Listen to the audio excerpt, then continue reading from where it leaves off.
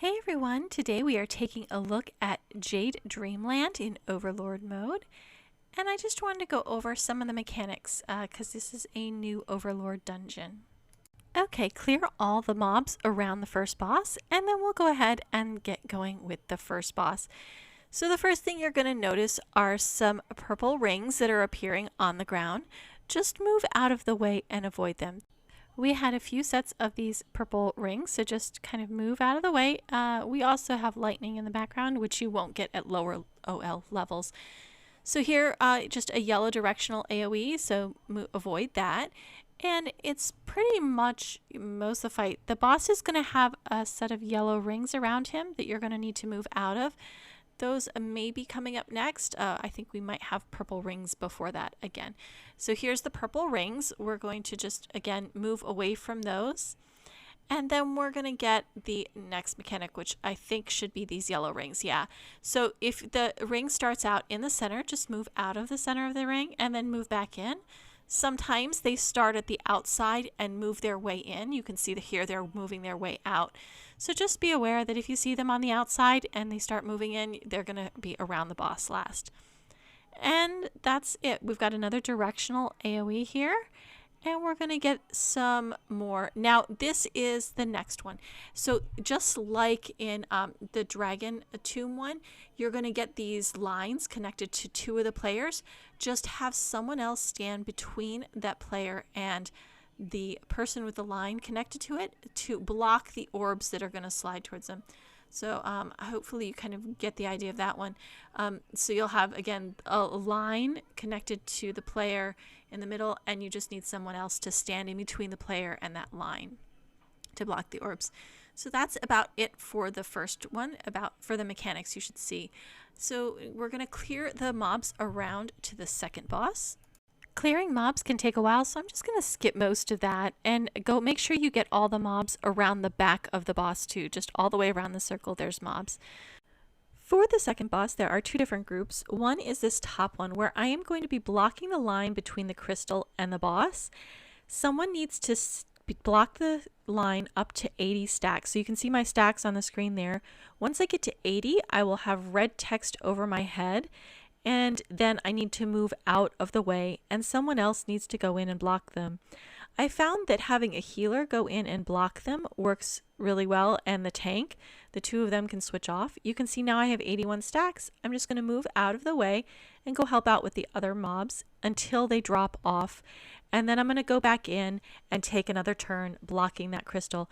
If you don't block the crystal, it makes it really hard for the healer to heal it. The players will take a lot of damage. Okay, in the lower frame, we have different types of mobs. We have the ones that walk towards the boss, which you've seen before. These are the ones with lots of little ads, so go kill all of the little ads.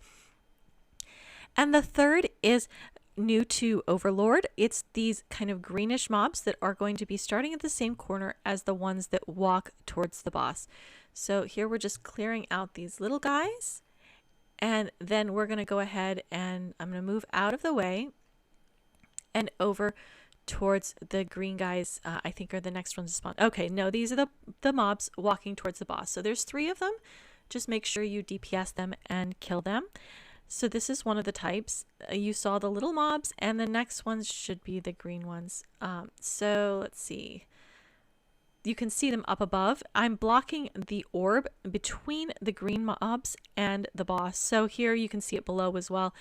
If you're doing these little green mobs, you want to stand in front of those bosses to block the green orbs. If the green orbs travel towards the boss and hit him, it can heal him.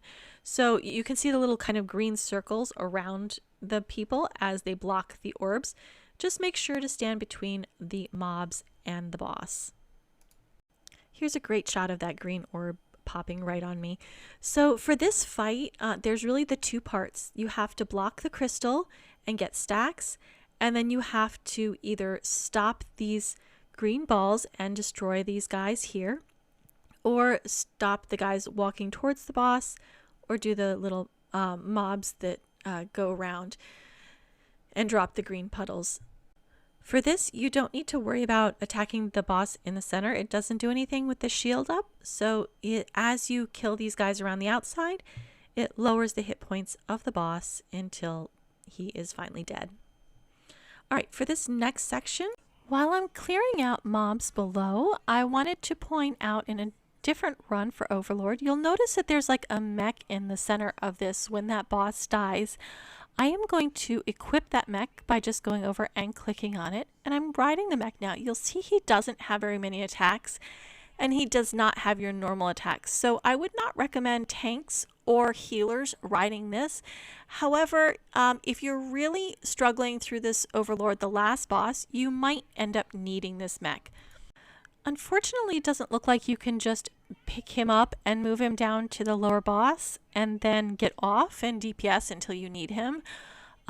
It looks like probably the lowest DPS might be the one that wants to end up getting him. So I'm going to go ahead and close that out because I don't have a good shot of him being used and I want to focus on this third boss. Okay, up first we're going to have a share damage, so just make sure that everybody goes ahead and moves in and does the share damage. After that, we've got these yellow circles. Move out of the way when you see them. We probably all know and hate these rings equally as much. They will drop feathers and you'll have to face the boss and click on the throw option to throw the feathers at the boss to interrupt it. I will say they seem to aim a little bit better in Overlord than they did in Adventure because we managed to interrupt the boss at least once each section. It might have taken all the feathers, but we still were managing. So again, these yellow circles, just avoid them and they will drop the feathers that you have to face the boss and click the throw button to interrupt the boss's casting while they're doing that. Now here we had an ad, so I just moved the boss out of the way. We only got him because I didn't realize there were more mobs around the outside and we happened to aggro one. So now continuing on with the fight, there are some unexpected things in this that we did not see in the previous fight. The first is this message here where the rider of that mech needs to erect a shield to protect your teammates. You'll notice we lost 2 of our teammates there to the damage because we did not have a shield up to protect them. So if you have that mech and you guys are all dying, then that's important. Now here's another one where the rider needs to break the stone prison. We did not have the mech at this point, so we all just were stuck in the prison. At which point our healer had died, so he was able to get out and then at least not have us all lose the fight because afterwards we all died except for our healer. But since he was up, we were able to continue with this fight.